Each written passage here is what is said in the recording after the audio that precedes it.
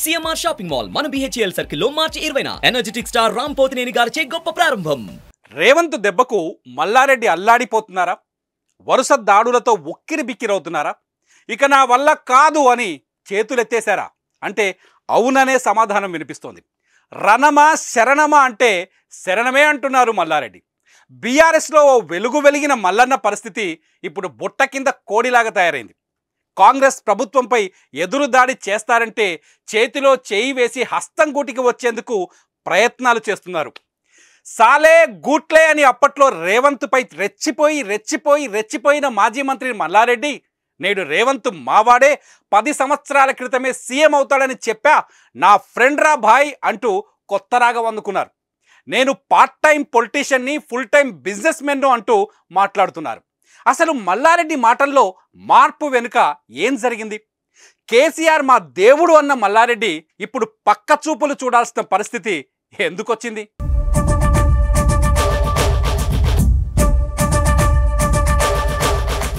BRS హయాంలో మల్లారెడ్డి ఓ వెలుగు వెలిగారు.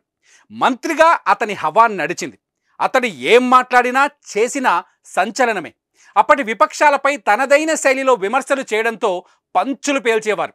CM Revanth రెడ్డిపై కూడా మల్లారెడ్డి తనదైన శైలిలో అప్పట్లో విరుచుకుపడ్డారు. ఓసారి ఏకంగా తొడగొట్టి అసభ్య పదజాలంతో నిప్పులు చెరిగారు. ఆ రోజు నుంచి మల్లారెడ్డి వర్సెస్ రేవంత్ రెడ్డి అన్నట్లుగా సీన్ మారింది.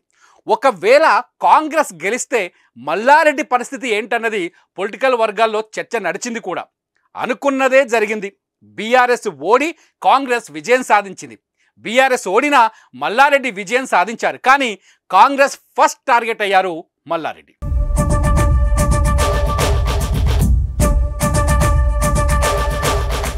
తెలంగాణలో కాంగ్రెస్ అధికారం చేపట్టాక మల్లారెడ్డిపై ఫిర్యాదులు వెల్లువెత్తాయి. అతను అక్రమాలకు పాల్పడ్డారంటూ బాధితులు బయటకొచ్చారు. గిరిజనుల భూములు కబ్జా చేశారనే ఫిర్యాదు నేపథ్యంలో షామీర్పేట్ పోలీస్ స్టేషన్లో మల్లారెడ్డిపై పోలీసులు ఎస్సీ అట్రాసిటీ కేసు నమోదు చేశారు. తర్వాత పరిస్థితులు మరింత మారిపోయాయి.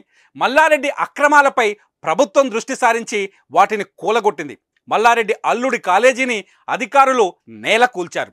మల్లారెడ్డి మంత్రిగా అధికారాన్ని అడ్డు పెట్టుకొని 10 గుంటల స్థలాన్ని కబ్జా చేశారని, తన కళాశాలకు వెళ్లేందుకు రోడ్డు ఏర్పాటు చేశారని ఆ స్థలాన్ని మున్సిపల్ అధికారులు స్వాధీనం చేసుకున్నారు. ఇలా ఒకటి తర్వాత ఒకటి కష్టాలు మల్లారెడ్డిని చుట్టుముట్టాయి. మరోవైపు కాలేజీలో విద్యార్థులు ఎదురు తిరగడం, వారికి కాంగ్రెస్ లీడర్స్ మైనంపల్లి హనుమంతరావు లాంటి వారు మద్దతు పలుకుతుండడం మల్లారెడ్డికి కంటు మీద కునుకు లేకుండా చేసింది. తాజాగా ఐటీ అధికారులతో కూడా మరోసారి సోదాలు చేస్తున్నారు. ఈ పరిస్థితులే బీఆర్ఎస్ను వీడేలా చేసి మల్లారెడ్డిని కాంగ్రెస్ వైపు మళ్లిస్తున్నాయన్న చర్చ మొదలైంది. ఇప్పటికే డీకే శివకుమార్, ఏఐసీసీ నేతలతో సమావేశమైన మల్లారెడ్డి తాజాగా బీఆర్ఎస్ నేతలకు కూడా పార్టీ మార్పుపై క్లారిటీ ఇచ్చేశారు. ప్రస్తుత పరిస్థితుల్లో తాను పార్టీ మారక తప్పదని సహచర ఎమ్మెల్యేలతో ఆయన స్వయంగా చెప్పినట్టు తెలుస్తోంది.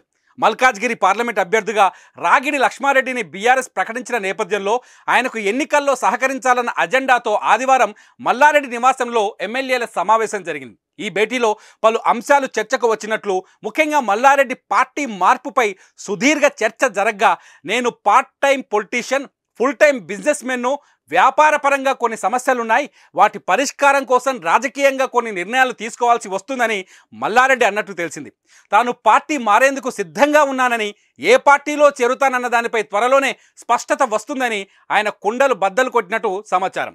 దీంతో రేవంత్ రెడ్డికి మల్లారెడ్డి లొంగిపోయారని చెప్పకనే చెప్పినట్లు పార్టీ నేతల్లో గుసగుసలు మొదలయ్యాయి. చూశారుగా, అప్పటికీ ఇప్పటికీ మల్లారెడ్డిలో ఎంత మార్పు వచ్చిందో.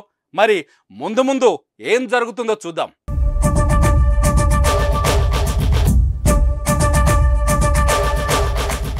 సుమన్ టీవీలో మీ పర్సనల్ అండ్ బిజినెస్ ప్రమోషన్స్ కోసం కింది నెంబర్కి కాంటాక్ట్ చేయండి.